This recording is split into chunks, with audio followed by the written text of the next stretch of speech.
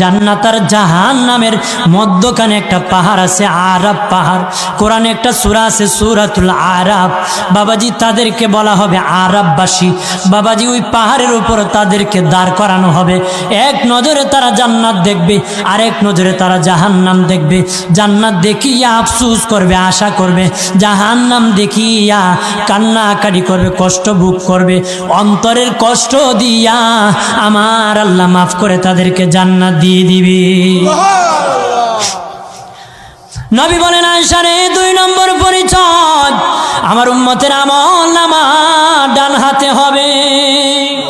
যাদের আমল নামা ডান হাতে হবে রে আয়েশা, 3 নম্বর পরিচয় তারা আমার উম্মত।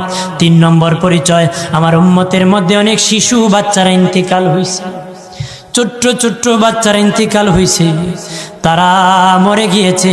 হাসরের যেদিন কায়েম হবে সেদিনই জান্নাতি শিশু বাচ্চারা আমার উম্মতের সামনে দৌড়াদৌড়ি করবে, খেলাধুলা করবে। যাদের সামনে শিশু বাচ্চা দৌড়াদৌড়ি করবে তারা রাসূলুল্লাহ, আমি রাসূলুল্লাহর উম্মত তারা। এটা হলো আমি রাসূলুল্লাহর উম্মত। 3 নম্বর